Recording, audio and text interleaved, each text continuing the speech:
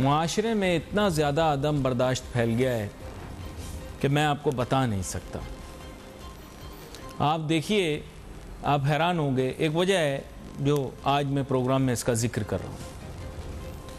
आप देखें, मैं कल शाम गाड़ी में कहीं जा रहा था कि मैंने देखा एक साहब आए, उन्होंने बड़े मुफस्सिल तरीके से इशारों में मुझे बहुत कुछ कह दिया। मैं खामोशी से बैठा रहा। मैंने कहा, भाई क्या फ़र्क पड़ता है अगर किसी के दिल की भड़ास निकल जाए। और पता नहीं वो इशारों में क्या कहकर चले गए और पता नहीं उनको क्या दिल की तस्कीन मिली। सुबह दफ्तर आ रहा था, पीछे से आकर किसी ने गाड़ी मार दी। अब मुझे समझ में नहीं आया कि मैं रुकूं, अपनी ज़ुबान ख़राब करूं और अपना वक्त ज़ाया करूं और लोगों के लिए तफरी का सामान बनूं। मैंने सोचा कि मैं गाड़ी से ना ही निकलूं, इशारा भी ना करूं, देखूं भी ना, चुपचाप आगे बढ़ जाऊं। हमारी मईशत के भी कुछ ऐसे ही हालात हो गए। यहाँ पर अगर बिजली फराहम करने वाला इदारा बिजली बंद कर दे तो मैं उसे कुछ नहीं कह सकता, ठीक है। वो कहेगा साहब के हालात ऐसे थे, हालात वैसे थे और आपके मामला ठीक किए जा रहे हैं, आपके बिजली को ठीक किया जा रहा है, आपकी बिजली रिस्टोर कर दी जाएगी। लेकिन अगर मैं बिजली का बिल एक दिन ताख़ीर से दूंगा तो मेरा कोई हीला बहाना माना नहीं जाएगा। Am I correct? मेरा कोई हीला बहाना माना नहीं जाएगा, इसलिए मैं भी मासूमियत से दे दूंगा और कोई इख्तिलाफ नहीं कर सकूंगा। Fact fact fact.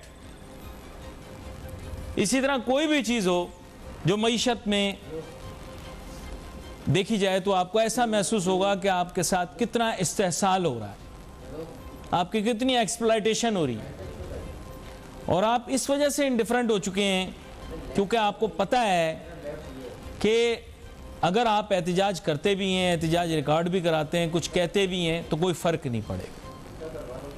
चाहे सार्फिन के हकूक़ हों, वहाँ पर भी इसी तरह के हालात हैं। आपको कीमत पूरी अदा करनी है, लेकिन अगर आपने कीमत दे दी, उसके बाद माल ठीक ना निकला, उसके बाद वापस करने पर आपको जो तज़लील का और ज़िल्लत का सामना करना पड़ेगा वो आपकी ज़िम्मेदारी है। Are you getting my point? कोई भी चीज़ इस मुल्क के अंदर में हो रही है तो आप देख रहे हैं उसमें एक बंदा एक्सप्लॉइटर है और एक बंदा एक्सप्लॉइटेड है, और ये रोल्स चेंज हो रहे हैं।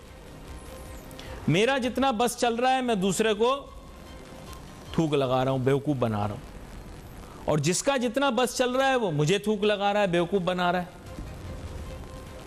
और जितने पैसे मैं दूसरों से ऐंठ सकता हूं मैं गर्दन पे पाँव रख के, गर्दन पे अंगूठा रख के निकाल रहा हूं, और जो मुझसे ईंट सकता है पैसे वो मेरे गर्दन पे अंगूठा रख के पैसे निकाल रहा है। यानी ये एक एक्सप्लॉयटेटिव इकोनॉमिक सिस्टम बन चुका है। यहां पे सेटिस्फेक्शन बेस्ड या वॉलंटरीली आप कोई चीज नहीं कर रहे, आप सब चीजें कर रहे हैं जोर जबरदस्ती पर, और ये बहुत ही अफसोसनाक चीज है। इसके माने ये है कि मैं जितना सिस्टम को मिसयूज कर सकता हूं मैं उतना मिसयूज करके पैसे कमा लूं, आप जितना मिसयूज कर सकते हैं आप मिसयूज करके पैसे कमा लें। हम सब एक दूसरे को मिसयूज करके जितने पैसे कमा सकते हैं तो हम वो कर सकते हैं, और इसी वजह से इस मुल्क का नाजरीन ये हाल है हमारा। मैं आपको सही बता रहा हूं, बुरा हाल। आप लोग नहीं मानते, जिद्दी हैं और आपको ज़रा भी फिक्र नहीं है। और सच बात यह है कि अब कौम में शर्म और हया का एलिमेंट भी ख़त्म हो गया। तो अब हम यूनिवर्सल लुटेरे बनने जा रहे हैं, जो जितना लूट ले वो कामयाब। और हमारे माशरे के अंदर लुटेरे को, धोखेबाज को, दगाबाज को, चिटर को सलाम किया जाता है कि यार कितना कामयाब आदमी, अमीर तो है। ये इस वजह से है क्योंकि माशरे में हर चीज़ को हम पैसों के साथ तोलते हैं। ठीक है, हमारा प्रोग्राम रुपया पैसा है, लेकिन बात यह है कि जो चीज़ एक आंसू नहीं ख़रीद सकती, जो चीज़ एक मुस्कुराहट नहीं ख़रीद सकती, उसके लिए तुम लोग क्या क्या करने के लिए तैयार हो गए। क्या ये पैसा सच्चा प्यार खरीद सकता है? क्या ये पैसा सच्चा एहतराम खरीद सकता है? तो इसकी खातिर आप लोग क्या क्या कंप्रोमाइज कर रहे हैं? मैं खुद हैरान हो रहा हूं सब देख के, परेशान हो रहा हूं सब देख के। बस यही कह सकता हूं कि अल्लाह आपको हिदायत दे, अल्लाह मुझे हिदायत दे, और हम समझने की कोशिश करेंगे कि एक्सप्लॉयटेटिव इकोनॉमिक सिस्टम कभी आगे नहीं चल सकता। एक एक्सप्लॉयटेटिव इकोनॉमिक सिस्टम एक इस्तेहसाल की बुनियाद पर बना हुआ माशी सिस्टम, जहां पर करोड़ों अरबों के कर्जे खा जाने वालों को आप सज़ा नहीं दे सकते, लेकिन चंद हजार रुपए अगर किसी ने बैंक को ना लौटाए हों तो वो खूबसूरत सी आवाज़ वाली लड़की आपको टेलीफोन कर करके आपकी ज़िंदगी अजीरन कर देती है कि एक्सक्यूज़ मी सर, आपने इतने पैसे लौटाने, आपने लौटाए नहीं, मैं बंदे भेजूं। ये है हकीकत आपकी इकोनॉमी की। आप कैसे आगे बढ़ोगे? आपने खुद बेईमानी, बदमाशी, लुटेरापन ये ग्राउंड्स बना दिए हैं इकोनॉमिक सक्सेस के। आप खुद इसको इनकरेज करते हो एक सिविलाइज्ड और महजब माशरे के अंदर। फिर आप कहते हो कि हमारे हालात ऐसे क्यों? ये एक बड़ा डीप फैक्ट है। चलो ये बात तो हो गई, एक छोटी सी ब्रेक लेते हैं, ब्रेक के बाद वापस आते हैं, फिर मईशत को दरपेश मसाइल के मुतल्लिक बात करेंगे और आगे आने वाले चैलेंजेस को किस तरह से मैनेज करना है इसके बारे में डिस्कशन करेंगे। Let's take a short break.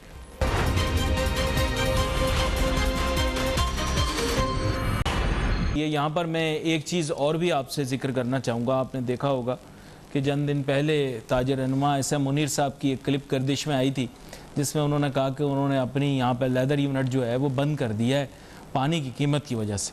तो यहाँ ज़ाहिर बात है पानी की कीमत का इशू तो है, लेकिन मियाँ जाहिद साहब आप इस एरिया से वाकिफ़ हैं, कुरंगी से वाकिफ़ हैं, और वज़रा, मुशीरान और जो हमारे मुल्क के अंदर लोग अपर एचलॉन्स ऑफ वर्ल्डी पावर में हैं, तो मैं आपसे गुजारिश करना चाहूँगा कि ये कुरंगी में आपको पता है कि यहाँ पर हमारा लियारी रिवर भी, मलीर रिवर भी, पूरे शहर कराची की बात हो रही है। यहाँ पे जो है वो पानी स्टोर किया जा सकता है, लेकिन अनफॉर्चुनेटली हमारे यहाँ बारिश हुई, हमने सारा पानी वेस्ट कर दिया। डू यू थिंक कि ये पानी कुरंगी में भी स्टोर किया जा सकता है? इसके अलावा लियारी एक्सप्रेसवे के साथ साथ आपने देखा होगा बहुत बड़ा वाटर के लिए कॉरिडोर भी मौजूद है, तो क्या यहाँ बंद बांधा जा सकता है? हमारे यहाँ क्यों इस तरह की विजन मौजूद नहीं है?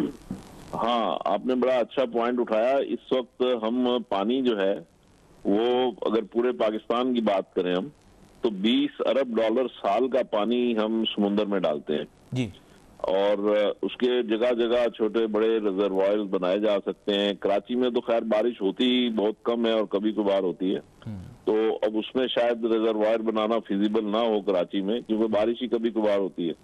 लेकिन इवन देन जैसे हमारा वो आपने हब डैम है, तो उसमें हर तीसरे चौथे साल जब भी बारिश होती है तो उसको हम जब फिलअप करते हैं तो भर जाता है और अगले 3-4 साल के लिए वो काफी होता है। तो हमें इस तरह के जरूर बनाने चाहिए रिजर्वायर, और आहिस्ता आहिस्ता ये चीजें बनती जाएंगी। मैंने इसलिए आपको ये रिकमेंडेशन दी है क्योंकि आपको पता होगा कि ये दो नहरें कह लें, या हमारे यहाँ तो इनको रिवर कह दिया जाता है, मली रिवर और लियारी रिवर, लेकिन बेसिकली तो ये नदियां ही हैं और वो भी पेरेनियल यानी रेन फेड। तो बेसिकली क्या है कि मैंने ये देखा है कि कुरंगी के पास काफ़ी बड़ी तादाद में पानी आता है। आपने देखा होगा कॉसवे को तबाह भी करता है, फिर वो फर्दर जब आगे जाता है तो उसमें पोल्यूटेंट्स मिल जाते हैं।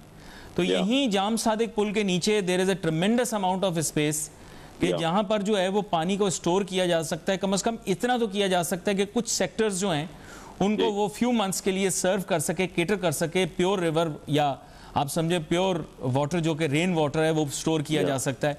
इसी तरह जी तो मैं बताऊं अली साहब, ये चीजें तो आप बिल्कुल सही कह रहे हैं, ये हमें करना चाहिए। और जब मैंने एक पूरी मुल्की सतह की बात की, 20 अरब डॉलर की बात की, तो इसका मतलब है कि हर जगह जहां जहां भी हम पानी वेस्ट कर रहे हैं वहां वहां हमें उस पानी को सेव करना चाहिए और उस पानी को इस्तेमाल में लाना चाहिए। एक इशू जो ऐसा मुनीर साहब के हवाले से आपने बात की, इसी वजह से मैंने उसका जिक्र किया। वो थोड़ा सा इससे हट के है उसका मौजू। वो मौजू ये है कि मुनीर साहब ने ये कहा कि मैं 2 करोड़ रुपए का पानी, शायद महीने का 70 लाख रुपए उन्होंने कहा महीने का मैं पानी खरीदता हूँ। ठीक है, अब बात यह है कि ये सिर्फ ऐसा मुनीर साहब की कहानी नहीं है, ये जितने भी प्रोसेसिंग यूनिट्स हैं यहाँ पे टेक्सटाइल के या लेदर के वो इसी तरीके से है। ये तो मैंने बड़े यूनिट्स का बताया, और जो दूसरे छोटे यूनिट्स हैं वो भी पानी खरीदते हैं।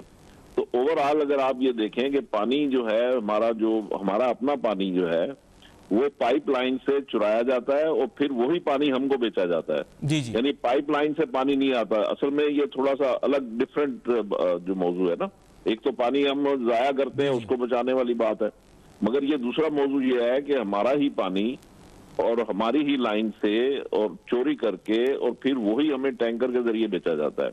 जी जी। तो अगर हम वो पानी लाइन के जरिए आता है तो गालबन 80 पैसे फी लीटर हमें पड़ता है, और अगर हम टैंकर के जरिए लेते हैं तो वो हमें 3 रुपए फी लीटर पड़ता है।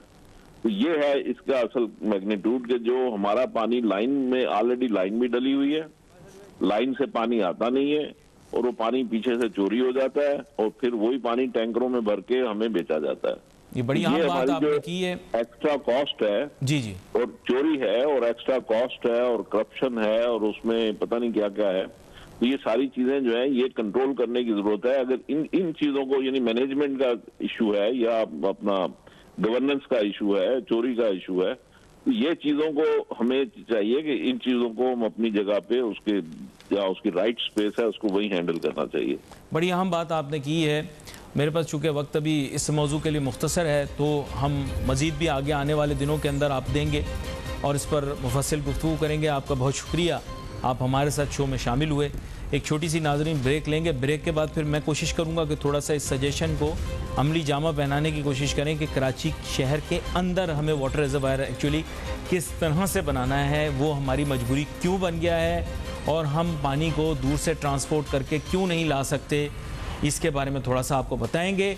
Let's take a short break.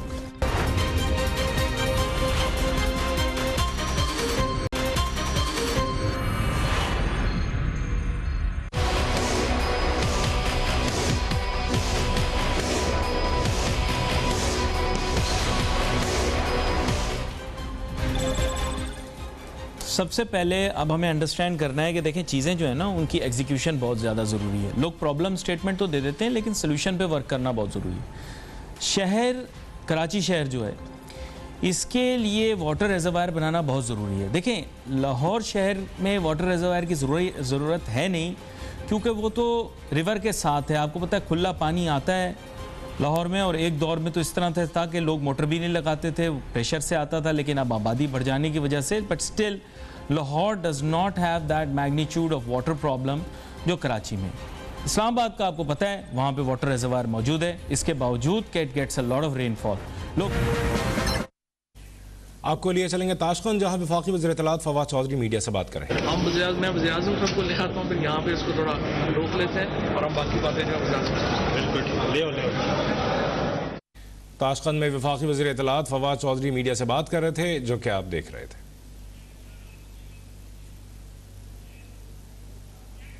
ये थी अब तक की ताज़ा तरीन। कराची में भी मानसून के दौरान 3 से 4 साल के बाद बहुत बारिश होती है, पानी अनमैनेजेबल हो जाता है, पूरे सिटी को ड्रेन किया जाता है, सारा का सारा पानी जाके समुद्र में डंप किया जाता है। ये इस शहर के लिए यूजलेस है।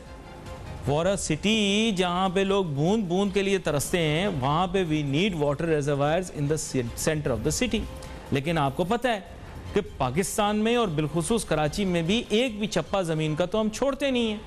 अगर ज़रा सा भी कुछ ज़मीन का टुकड़ा बच जाए, या उस पर हम किसी की कब्र बना देते हैं, या फिर हम वहाँ पे, मैं बिल्कुल फैक्ट बात कर रहा हूँ, बुरा ना मानिएगा, जो फैक्ट बात है, अल्लाह माफ़ करे। वैसे हमें सबकी इज्जत करनी चाहिए, जिंदों की भी मुर्दों की भी, लेकिन हमने इस तरह का ट्रेंड रखा हुआ है कि हम जिंदे भी ज़मीन को नहीं छोड़ते और फिर उसके बाद भी नहीं छोड़ते।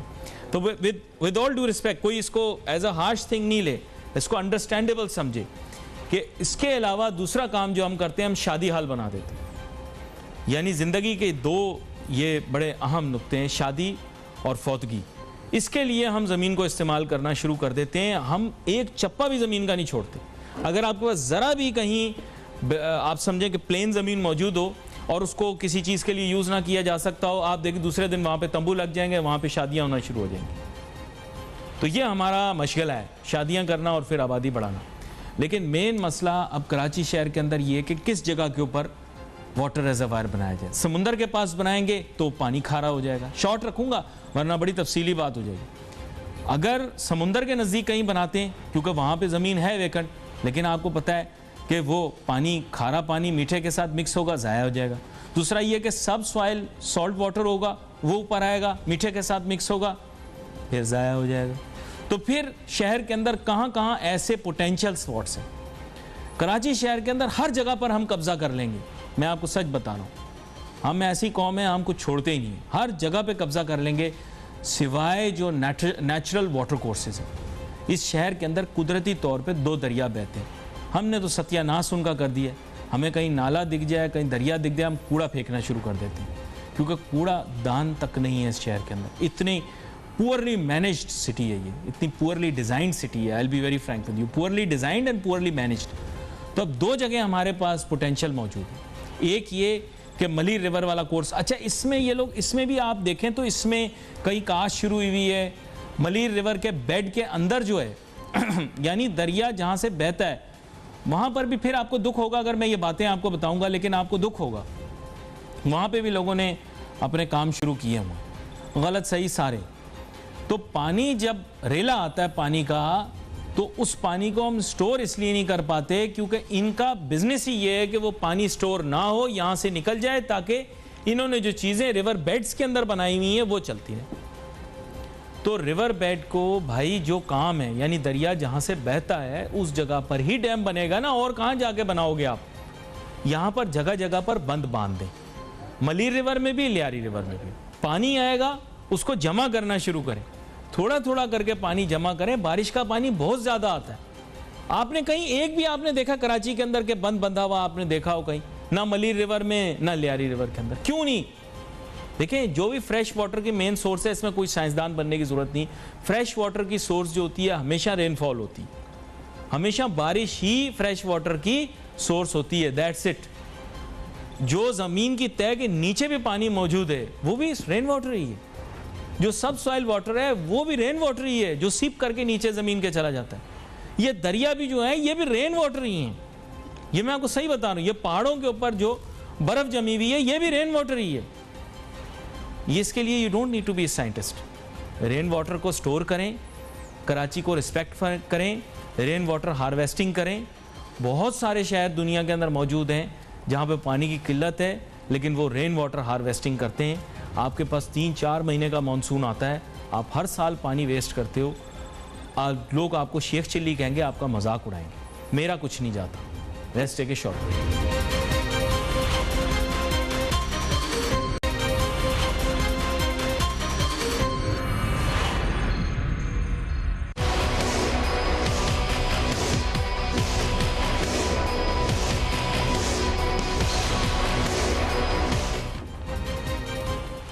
नाजरीन, वेलकम बैक आफ्टर ब्रेक। अब मारूफ ताजर सनतकार रहनुमा जनाब ज़ुबैर तुफ़ैल साहब हमें ज्वाइन कर रहे हैं बज़रिया टेलीफोन लाइन। इनको वेलकम करता हूं शो में। Welcome sir. शुक्रिया। ज़ुबैर तुफ़ैल साहब, मैं आपसे ये जानना चाह रहा हूं कि पानी की किल्लत, और पाकिस्तान में तो खैर पानी का मसला थोड़ा बहुत है ही है, लेकिन कराची शहर के अंदर बिलखुसूस सनतों के लिए पानी की किल्लत और फिर पानी की वो कॉस्ट जो कि इंडस्ट्रीज को इनकर करनी पड़ती है, ये कॉस्ट ऑफ डूइंग बिजनेस के अंदर शामिल कर ली जाए तो कराची का ताजिर, कराची का सनतकार बहुत सी मुश्किलात का सामना कर रहा है। इसके ऊपर मैं चाहूँगा कि आप अपनी राय दें। आप बिल्कुल सही कह रहे थे। पानी का मसला ये कि पानी ना तो किसी को पानी आ रहा है, ना सनतों को आ रहा है। सनतें जो हैं मोस्टली टैंकरों के जरिए जो है अपनी प्रोडक्शन चला रही हैं, और इस तरह से अगर आप कहें कि बड़े पैमाने पर सनत चलाएं और एक्सपोर्ट करें तो ये मुमकिन नहीं है। और इसी वजह से आहिस्ता आहिस्ता हम जो हैं वो इंटरनेशनल मार्केट में अनकॉम्पिटिटिव हो जाते हैं और माल एक्सपोर्ट नहीं कर पाते। और इस वक्त की जो सूरत हाल है सनतों की, खासतौर पे कराची में बहुत ख़राब है पानी के लिहाज। पंजाब में तो फिर भी पानी अंडरग्राउंड अवेलेबल होता है, वो ट्यूबवेल से पानी निकाल के गुजारा कर लेते हैं, लेकिन कराची में जो है वो सनतें काफ़ी मुश्किलात का शिकार हैं जी, और इसकी वजह से जो है एक्सपोर्ट्स भी मुतासर हो। अच्छा, हमने देखा हाल ही में इसके मुतालिक सोशल मीडिया पे कुछ क्लिप्स भी चली और ये बात आई कि पानी की कीमत बहुत ज़्यादा हो जाने की वजह से कुछ ताजिर सनतकार कराची शहर छोड़कर लाहौर भी अपनी सनतों को मुंतकिल कर रहे हैं। क्या इसमें हकीकत है, और अगर है तो फिर क्या कराची की इंतज़ामिया को इसके बारे में संजीदगी से सोचना नहीं चाहिए? नहीं, बिल्कुल कराची की इंतजामिया को संजीदगी से सोचना चाहिए, इसलिए कि ये अगर कोई सनत कराची से किसी और जगह किसी दूसरे सूबे में मुंतकिल हो जाती है तो यहाँ का रोजगार मुतासिर होगा। यहाँ पे जो लोग फैक्ट्री में काम कर रहे हैं उनका रोजगार खत्म हो जाएगा। तो कराची की जिम्मेदारी बनती है, कराची में कराची वाटर बोर्ड और उसके अलावा कमिश्नर कराची की भी जिम्मेदारी है कि वो देखें कि कहाँ कहाँ जो मुश्किलात है उनको दूर किया जाए। अब देखिए, पानी जितना भी चाहिए वो मिल जाता है, ये नहीं कि नहीं मिलता जी। आप टैंकर के पैसे दे रहे हैं तो इसका मतलब है पानी तो मौजूद है, लेकिन वो टैंकर के जरिए खरीदेंगे तो आपको मिल जाएगा और टैंकर के जरिए नहीं। ये एक बहुत बड़ा माफिया है कराची में टैंकर का, जिसको सनतकार लोग और ताजिर साल साल से बोलते चले आ रहे हैं, लेकिन उसका कोई असर नहीं होता, उसका कोई हल नहीं करता। तो ये होगा जुबैर तुफैल साहब के buck needs to stop somewhere and the buck is going somewhere. मतलब इन अदर वर्ड्स, ये हमारे जो शहर का और मुल्क का ही आप समझ लें एक तरह से, क्योंकि कराची एक इंडस्ट्रियल हब है, इकोनॉमिक हब है। यहाँ से पानी चैनल, मतलब पानी का जो पैसा है ये चैनल होके जाता कहाँ है? किसी के पास तो जाता होगा, किसी की डीप पॉकेट्स होंगी जहाँ पे ये पैसा जाता होगा। व्हाट डू यू से? यकीनन ऐसी बहुत सारी डीप पॉकेट्स हैं। तो इस टैंकर को पानी को टैंकर के जरिए सप्लाई में मदद करते हैं बहुत सारी। इसमें मैं समझता हूँ कि काफी बड़े बड़े लोग इन्वॉल्व हैं और वो पीछे से बैठ के तमाशा देखते हैं। और फिर ये सिर्फ सनत नहीं, घरेलू भी आप देखें, कराची के अक्सर इलाकों में पानी नहीं आता है, फिर लोग टैंकरों के जरिए कोई 5-6 हज़ार रुपए का टैंकर डलवाते हैं, उस पर काम करते हैं। तो ये कराची के लिए एक बहुत ही अफसोसनाक बात भी है, प्लस इससे ये कि आपका सनत कारोबार बहुत मुतासिर है। ये बड़ी अहम बात आपने की है जुबैर तुफैल साहब। मैं चाहूँगा कि आगे आने वाले दिनों के अंदर आप शो में शामिल भी हों और हम तफसीली गुफ्तगू करें मुल्क की सनत और तिजारत के ऊपर। आपका बहुत शुक्रिया, आपने टेलीफोन लाइन के ज़रिए हमें ज्वाइन किया। नाजरीन, आपने गुफ्तगू सुनी जुबैर तुफैल साहब की, उन्होंने भी बहुत सारी चीज़ों में इत्तेफाक किया और मेरे ख्याल से इस मामले को जल्द से जल्द हल करने की ज़रूरत है। यहाँ पर we wait for your message on Facebook. Ali Nasir, हमारी टीम को इजाज़त दीजिए। अल्लाह हाफ़िज़।